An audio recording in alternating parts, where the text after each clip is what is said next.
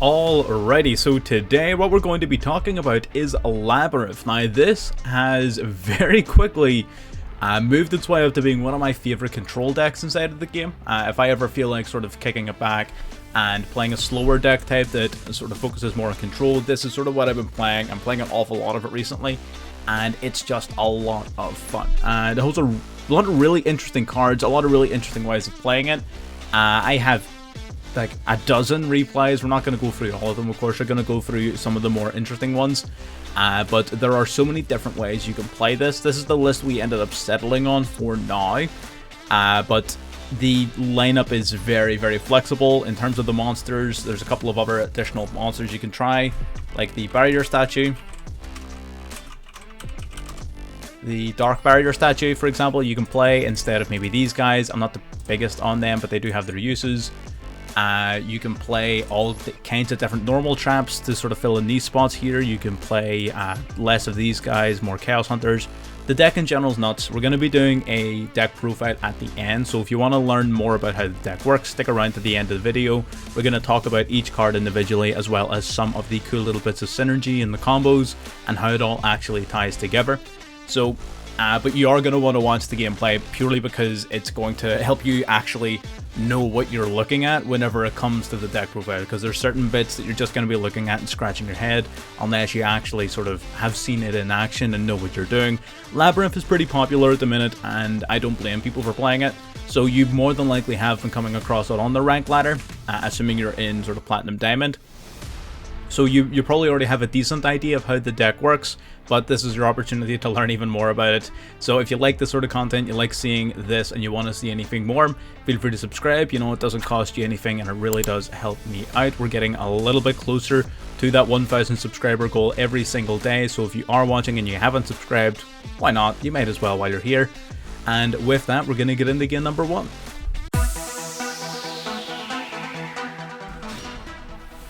Already getting into game 1 here, we've got a very interesting hand opening up, starting with the Pot of Extravagance, banish 6 to draw 2. Now this is really solid. Ariana basically will search your deck for any of your Labrynth cards. She's your main searcher of the deck. Apart from that, what you really want to be seeing is you want to be seeing the Lord of Heavenly Prisons and as much purple in your hand as possible. So we're just going to set 4 and pass. The Lord of Heavenly Prisons protects all of our face down cards from being destroyed by card effects, so we're feeling relatively safe. He is going to go the Kaiju Slumber, whatever this is, to destroy our monster and give himself and us a Kaiju from his deck. We don't really care too much about that. We're going to go and preemptively bring out our lovely Labrynth just so that we're ready to use its effect whenever it's applicable. And it looks like our opponent has that grass looks greener, so they are getting off to a really powerful start here, being able to fill up their graveyard with lots of resources. Including a bunch of Eldritch spells and traps, which they're going to use the effects of to start setting their Golden Land cards from their deck, so they're generating a good amount of advantage here. It wasn't the craziest mill in the world, so you know, we're not too scared of it, but there are quite a few cards in there still to be used. He's going to banish Necroface here from his deck off of Gold Sark, banishing the top 5 for both players' decks. Set 2. He's going to try and use Fairy Tale Snow here, banish 7 to summon it out to the field.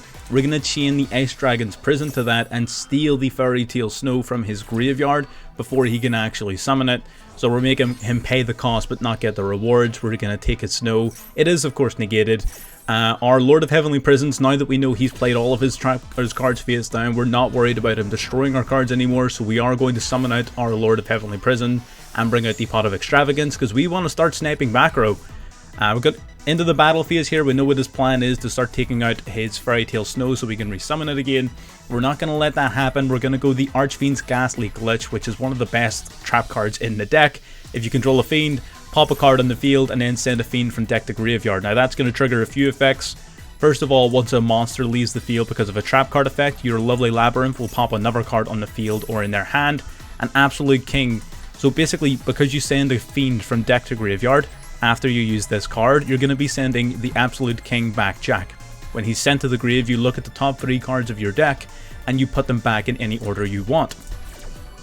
So that's going to resolve. We stack the top cards of our deck, we activate our lovely Labrynth. We're going to chain the second effect of Jack, where we get to banish him to check the top card of the deck, and if it's a normal trap, we get to set it to our field. So we're going to set the trap trick that we put there We're going to activate the trap trick before the end of the battle phase to set another battle trap here. So we've got the Farewelcome Labyrinth, which means that on the off chance he did decide to have an attack, it means that he can't actually do so. And we can also use this on our own monster's attack, which gives us a lot of follow-up in popping additional back row cards. So that is an awful lot of setup here across our opponent's turn. They are going to start banishing their golden land cards from the graveyard to start setting their Eld elixirs. So we are looking at a more Eldritch heavy opponent now at this stage that we've dealt with their sort of chaos and grass shenanigans. They are leaning much heavier into the Eldritch side of things. But we have a pretty impressive field as well. We're definitely not slacking. We're going to open up with the Pot of Extravagance. We set off of our Lord of Heavenly Prisons. We draw 2 into the Chaos Hunter, and before anything else, we're just going to Tribute Summon the Chaos Hunter. Getting this card onto the field is crazy, because now he cannot banish anything, especially from his graveyard, which means no Snow, which means no Haquero, which means no searching during the end phase of his Eldritch cards. He's pretty screwed. Plus, we're going to be able to use our lovely Labyrinth here. We're going to try and set an additional trap card to our field. Our opponent goes Breakthrough Skill to negate us, so we're not going to get our card back, unfortunately. But because the trap card was activated, we then get to summon the Labyrinth Archfiend out to the field, which is then going to set a battle trap to the field. We were running Storming Mirror Force at the time. Can't remember, I'm pretty sure we cut this soon afterwards because it really wasn't necessary. But it's definitely a really cool card to run. He's going to go into the Guardian of the Golden Land. At this stage, we're going to try and pop the Golden Land one before it comes out, the Guardian, simply because that 2500 defense could be annoying. And it's going to negate our attack, but it is going to allow us to destroy that continuous trap card before it even gets a chance to reduce one of our attack points to 0. We don't want to be dealing with that. So Guardian of the Haquero still comes out, but he can't use his Haquero's effect to banish because of our Chaos Hunter. So we're just going to start wiping out his entire field. Again, you can tell his whole deck is set up around this banishing mechanic, and because we've got the Chaos Hunter in the field, he can't do anything about it. So we've got the Ace Dragon's Prison, Storming Mirror Force, Infinite Permanence, Lost Wind, and a Floodgate preventing him from doing the entire thing his deck is built to do. He's going to try going into Eldritch the Golden Lord, and we're just going to yoink that from his graveyard to our field. No revival for him, and that marks the end of the game. Our opponent has simply had enough. There's no way they can win with a single card left in their disposal. And yeah, that's generally what you want to be doing with the deck. You just want to completely set up, oppress, and grind down your opponent. That's what the deck does. It's extremely versatile, and you can just see the power of Chaos Hunter here. I love Chaos Hunter. I have been playing it a lot recently, and it holds so much synergy with this deck because you get to summon it off of your field spell, you get to try searching it off of your back jack, you get to... it being a fiend means your Ghastly Glitch and everything is also live because they all require fiend type monsters. So there's a ton of synergy with the Chaos Hunter in this deck. So it being as powerful as it is, and being able to work so well with the archetype is one of the biggest draws, to be honest. That's one of the biggest reasons why I started playing it, and why I haven't put it down since I started playing it. But I'm not going to ramble too much after just a single game. Let's get into game number 2.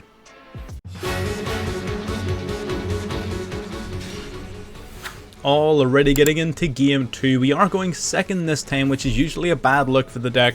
Our opponent is wasting no time in going into the Altergeist plays. They're basically going to normal summon their Miluseek and then link off into Artemis. That's going to trigger Miluseek to grab the Multi-Faker from their deck. And this is going to be a very challenging game because both of our decks are aiming to do very similar things.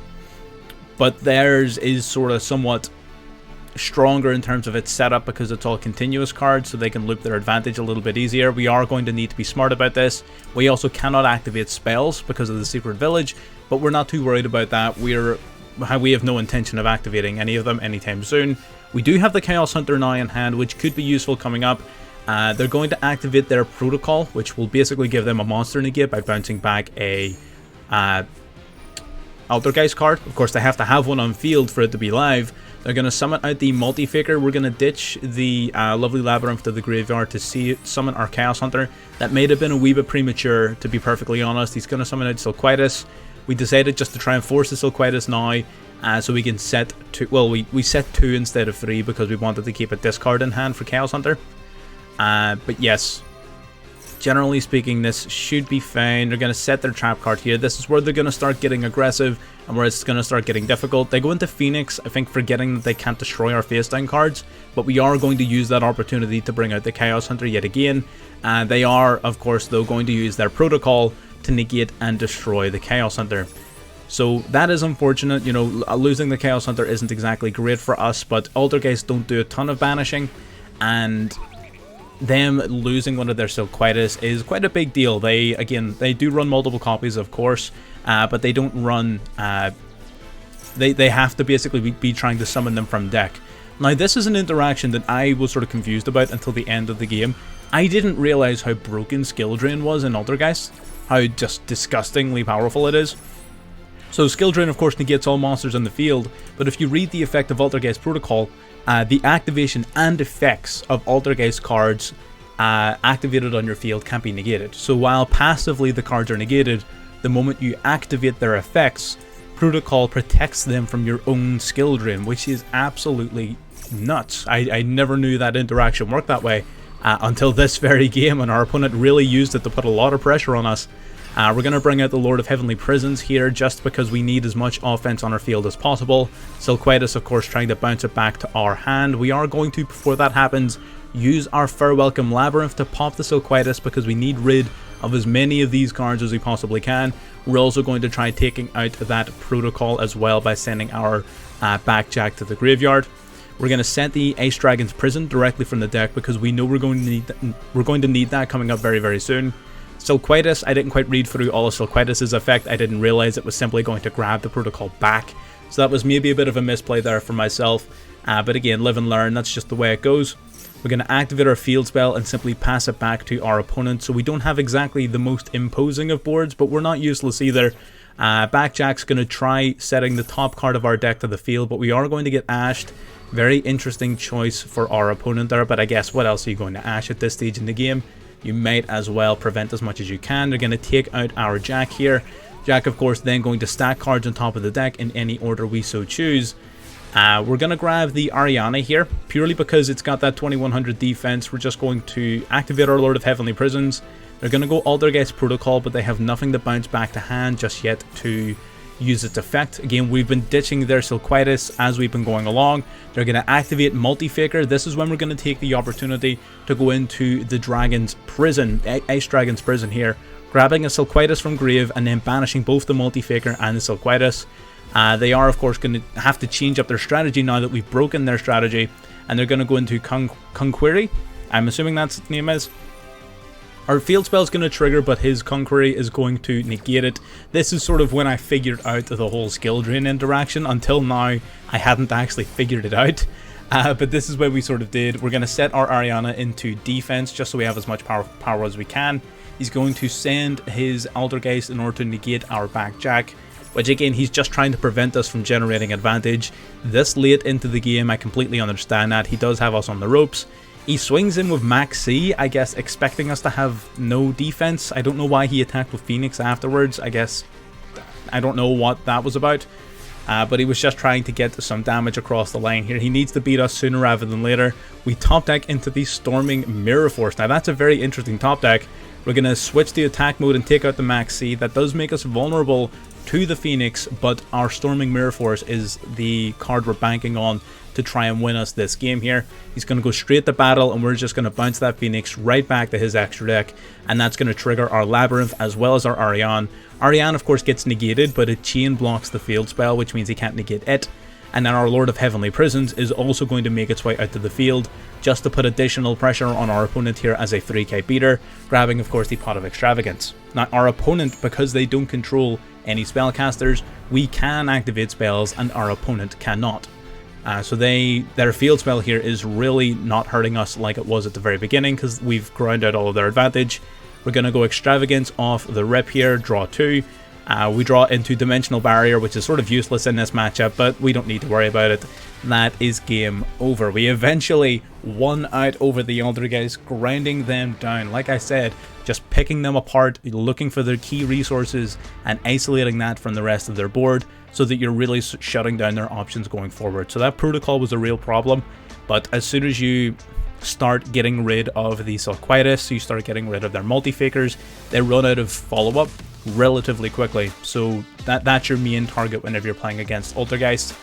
But yes, very interesting matchup, really long game. Lots of games in Platinum I've been experiencing have been these sort of long, grindy games where everyone is sort of taking a step back from combo-based strategies and playing more either mid-range or control-based.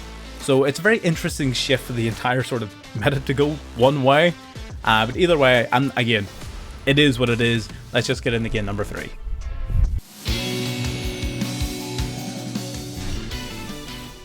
Already getting into our next game here, game number 3. We're up against Sword Souls, actually, which you're going to see here in just a second for them summoning out their Vishuda. You have a very interesting matchup against Sword Souls. We do get a little bit lucky here in that we have an Imperm in our hand. Imperm is very good against Sword Soul, being able to negate the Taya here and prevent them from summoning their token. Life does get a little bit more difficult whenever they start sort of going into their full combos, but on this occasion we were lucky enough to stop them before they could. They're going to go into a second Monk, then their Adhara is going to add back one of their banished worms, so they're going to get their Vishuda back to hand. Vishuda, of course, being a bit of a problem, but they're simply going to set 1 and pass. There is a solid chance that set 1 is a blackout, so we're going to see what we can do here. Extravagance, banish 6 to draw 2. We drew into the Chaos Hunter. Now, Chaos Hunter is very good in this matchup, preventing all of their Tenyi effects, preventing Taya, preventing Grandmaster. So there's a whole bunch of things that the Chaos Hunter handles in this particular matchup. So we know that he's got the blackout. We sort of figured as much from the delays. He's going to pop 2 cards here. He hits our Ace Dragon's Prison and he hits our Welcome Labrynth. That leaves us with Trap Trick, which isn't the greatest of situations to be in. We're sort of struggling here a little bit. We're going to use Trap Trick preemptively here because we need to set a card from our deck so that we can respond appropriately. We're going to set the Ghastly Glitch here to the field. Ashuna's going to come on out, that's fine. Our field spell is going to summon out the Chaos Hunter, free of charge, no discard cost on this occasion. You're going to see why in a moment. So the Shaman comes out, revives the Monk. We're going to preemptively then pop the monster there. We could have, right, ironically, and it would have made a big difference later on, we could have popped the Shaman right away instead of waiting, but we decided to wait like an idiot. We're just going to pop it, and this is a really cool combo. So once all of the chains are activated, I'm going to explain what's happening here.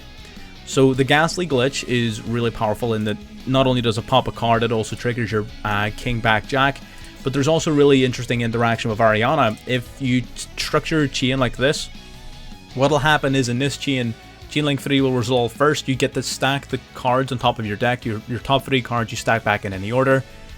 Chain 2, Ariana is then going to draw 1 and give you the option to either special summon a Fiend monster or set a spell or a trap, which is really good because you just put a card on top of your deck, so you know exactly what you're about to draw.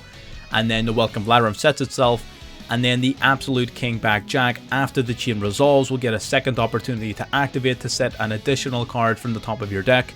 So if you're looking at the top 3 cards of your deck, make sure when you're doing this chain that you're structuring the Ariana draw first, and then the King Back Jack draw second on top of the deck, and then the whole play works an awful lot better. Very, very basic play, but it is something that I've seen some people get wrong. So do bear that in mind. We draw into the Soaring Mirror Force here. Ironically, this was a bit of a misplay because we could have... I mean, it didn't really matter in the end because we're locked out of using our trap cards because of Trap Trick. But this right here, Triple Tactics Talent, has been seeing an increase in usage, and it completely... really hurt us here. They're going to steal our own Chaos Hunter here. They're going to go Ashuna. Now that the Chaos Hunter is on their field, they can banish free of charge. They do not care. They are not restricted. They're going to go into Boxia here. The Vishuda is going to bounce Ariana back to our hand. Then he's going to summon out Protos, and if you look at the numbers, that is just enough attack points to secure him lethal. Now, what would have prevented this? Destroying the Shaman before the summoning of the Monk would have prevented this. We got unlucky in that he sniped the 2 back row that he sniped. We would have rather had either of those live rather than the Trap Trick, because it does really restrict your usage of trap cards further on in the turn. It was a mixture of luck and it was a mixture of skill at the same time. You know, he had the right cards at the right time, he used them in the right order. It pretty much is as simple as that. There's no other sort of shenanigans or gimmicks that need to be explained. You saw it here. That's fine. Bit of an unfortunate duel. Sometimes that's going to happen. Let's get into game number 4. I have never gotten as many mirror matches playing any deck before as I have playing Labrynth. Our opponent's going to set 5 here. We've got the Pot of Extravagance in hand. They're going to go welcome Labrynth right off the bat here, setting up their lovely Labrynth, and then immediately tributing it for the Grinning Grave Virus. That forces us to destroy 5 monsters in our deck. Here's the card, or 5 cards, sorry. Here's the cards we chose to destroy. We actually get a decent amount of value out of that, being able to send these 2 to the graveyard. These 3 are just sort of random cards. We didn't want to be drawing into another Extravagance. So we're going to use Extravagance now, banish 6 to draw 2. He does get to look at every card we draw, and if they happen to be a monster with, I believe, 1500 attack or less. No, it's just all monsters. Yeah, so anytime we draw a monster, it gets destroyed. This card's pretty nuts. You know, that may be worth putting in, to be honest. But yeah, so we're just basically going to set 4 and pass. We have a decent sort of hand, decent amount of advantage here over our opponent. We do need to get a Fiend out onto the board before our Ghastly Glitch is live. That's where our Welcome Labrynth comes in. Our opponent just sets 1 and goes straight to end phase, which isn't uncommon for Labrynth, but we're going to go into our own lovely Labrynth here. He's going to go Dogmatica Punishment. We're going to trigger now the Ghastly Glitch to snipe one of his back rows so long as our monster is still out here. We're going to send the back Jack. Our monster does get destroyed, of course, but he's not able to send Intis, so we're not worried about his secondary pop. What monster did he actually send? Yeah, it was just a random Link monster. So he gets to set the card back to his field. He's setting the Welcome Labrynth. Absolute King Back Jack sets cards on top of our deck, so we get to choose the card we draw, and we choose the field spell. Remember, any monster we draw will automatically get destroyed. We did misplay here slightly. Should have used Extravagance first. I forgot about the beginning of main phase 1 restriction. As soon as you do anything else during your main phase 1, you cannot activate Pot of Extravagance. So do bear that in mind. He's going to activate his Ariana here. We're going to use that opportunity to grab the Ice Dragon's Prison, stealing his lovely Labrynth from his graveyard. He is going to take out our field spell, which is unfortunate. You know, we're not the biggest fan of that. We're going to steal the Silver Castle here, and then we're going to banish the 2 of them together. We don't want to run the risk of him just popping it and then going back to his graveyard and being useful again. We would much rather just be rid of them full stop, especially considering this is going to be able to trigger all of our monsters here in the graveyard to be added either back to our hand or special summon back to our field, giving us plenty of gas with our Ghastly Glitch, with our face down cards in order to secure the win. And our opponent sort of realized that once you're that far behind, once you're this many cards behind, especially in the mirror match, there's not a lot you can do to come back from it. So unfortunate for our opponent there. It was a really good game back and forth. We both opened up pretty decent hands. That virus card he was playing was very interesting. It's not a super popular virus card. I think the Epidemic one is a lot more popular, but that one's still pretty damn cool as well. So, you know, there's another option for people who are more into the viruses. Having said all of that, let's get into the deck profile. Alrighty, getting into the deck profile, and I know first thing people are going to ask, why am I not playing 3 Welcome Labrynth? I don't have 3 Welcome Labrynth. I don't think 3 is even necessary. It will be good. I don't even know if I would play 3, to be honest. I think 2 is perfectly fine with how consistently you're able to search for it. So how does the deck actually work? Again, it's very, very simple. You're just using your trap cards to control the flow of the game, and you're aiming to sort of grind your opponent down. You're bringing them down to your level. You're forcing your opponents to play slow, to play the grind game with you, and then you're beating them at your game. So that's the idea behind the deck. It has gone through quite a few different iterations, but this is the version of it I have settled on. In terms of the normal traps specifically, you can play whatever you want. The only ones you would really have to play, I would say Welcome Labrynth, Ghastly Glitch. If you don't play this card, you're criminally insane. This card is so good. Really, really, really good. And I would play at least 1 copy of Fair Welcome Labrynth just to be searched off of your Archfiend. So Welcome is mandatory, Ghastly Glitch is mandatory, and I would say at least 1 copy of Fair Welcome Labrynth. You don't have to play 2. I'm only playing 2 because of Trap Trick. But that is it. The rest of these trap cards can be whatever you want. Ideally, they're trap cards that can remove monsters from the field, because that is what will trigger all of your additional effects. So that's why we're doing like things like compulsory evacuation device, but they don't all have to be like that. We are playing a lot of negation cards as well, just sort of mixing and matching as we go along. And this lineup changes constantly. You saw Storming Mirror Force in previous versions of it. There's virus cards you can play in it, just any normal trap cards. That's pretty much that. The rest of the deck is relatively straightforward. I'll quickly cover off the non-Labrynth cards so we can sort of stay focused. We've got Lord of Heavenly Prison, which is going to protect all of your face-down cards. Well, it protects all set cards on the field, including your opponents, so do be aware of that. You can't go sniping your opponent's cards if you have this guy revealed in your hand. Pot of Extravagance, Pot of Greed, just draw 2. And Chaos Hunter, Chaos Hunter I would sort of lump in with these guys. Chaos Hunter has an amazing amount of synergy with this deck. It can be special summoned by discarding a card when your opponent special summons a monster. And so long as this is face up in your field, your opponent can't banish cards. There's also a number of other ways to summon this card in this deck, primarily the field spell, so it's very, very useful, and it can be recycled quite easily, so it does hold a ton of synergy with this deck, but we're going to talk about that a little bit more now with the Labrynth cards. So we're going to take it from the ground up. We of course have the boss monster, the lovely Labrynth of the Silver Castle. I would say you need to play 2 of this. This is the sort of big bad of your deck. Once per turn, you're able to take any normal trap card in your graveyard and set it back to your field. That means if you've got a really powerful card like Dimensional Barrier that you know is going to mess your opponent up every single time, like Ace Dragon's Prison if you're playing against a super graveyard heavy strategy like Eldritch or Zombies, then your lovely Labrynth is going to be able to recycle those really super detrimental counters. You're going to continually debarrier your opponent, you're going to continually banish their graveyard.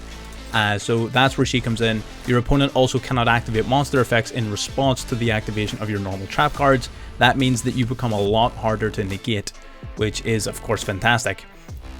It also has an additional effect. All of the Labrynth monsters do, except for Archfiend, I believe. Yeah, Archfiend doesn't, but all the rest of these ones do have an effect that activates when a monster is removed from the field by your normal trap card effect. Lovely Labrynth's effect is that she gets to destroy either a card in the field of your choice or a random card in your opponent's hand. So basically it's just an additional pop in addition to the removal that you're getting from the trap cards. So generally speaking, she removes, she protects, she recycles, she's amazing. And she's also super easy to summon off of Welcome Labrynth, which basically just summons a Labrynth monster from the deck. So really easy to summon, really effective, love this card.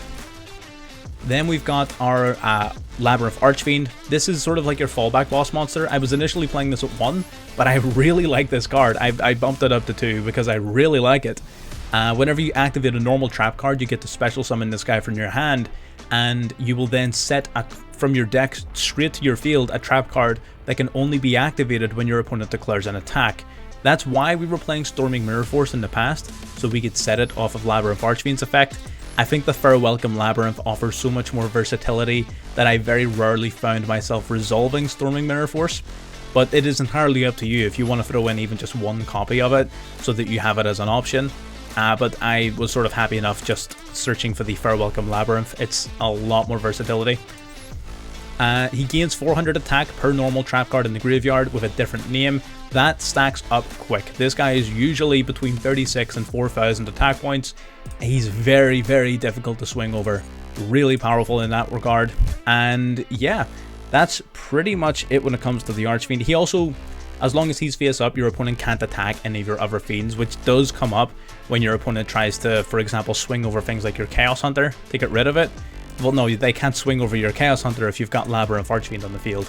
So yeah, pretty good.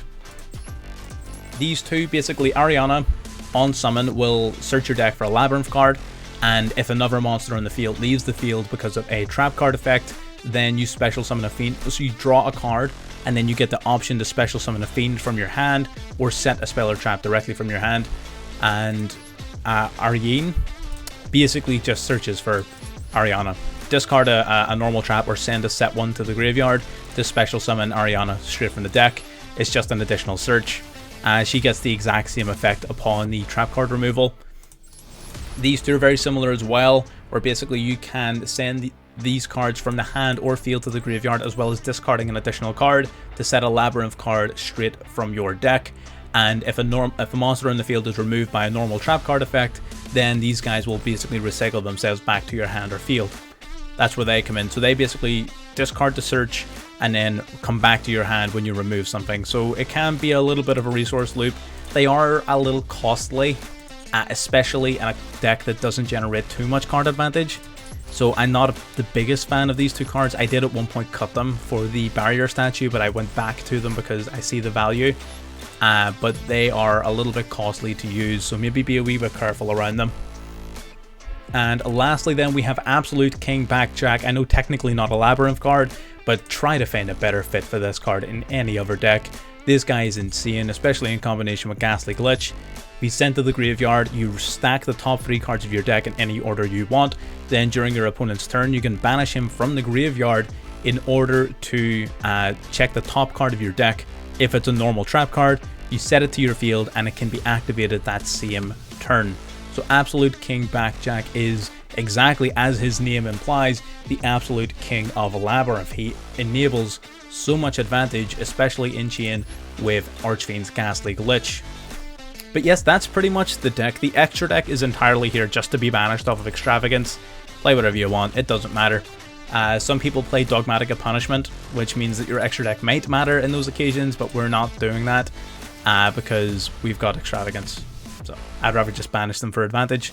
But yeah, in terms of the specific trap cards, go nuts. The only ones that you really need would be these 3, like I said. Welcome Labrynth. Special summons a Labrynth monster from the deck, and it can also recycle itself if you remove a monster on the field by normal trap card effect. The Fair Welcome Labrynth will negate an attack and destroy a card on the field, and then if it succeeds in doing so, you will set a non-Labrynth normal trap card from your deck, so it negates an attack, pops a card, and sets another trap card from your deck. So that's basically a +2, as well as negating an attack, and it can be set straight from your deck by the Labrynth Archfiend. This card's really good. I will play at least one of it. And lastly, the Ghastly Glitch. We've covered this. We talked about the combos already during the gameplay. This card is broken in combination with Backjack, and especially if you've also got an Ariana.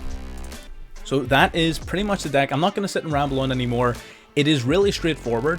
It will take, if you're not used to playing control decks, if you're sort of narrowed down the sort of combo deck lane, it will take a little bit of practice to realize how to take it slow and realize you don't need to do everything at once. It is a bit of a learning experience to sort of slow yourself down and slow your brain down.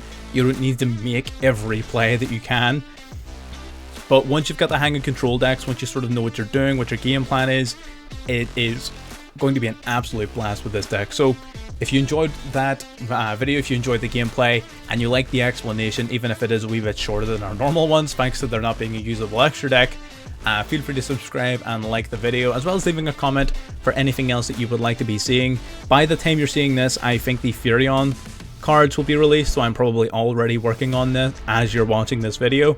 But yes, if you have any suggestions, any requests, anything like that, by all means let me know down below, and subscribe if you haven't. You might as well. If you've watched this far, then what are you doing? You might as well. And with that, I'll see you on the next one. Bye bye.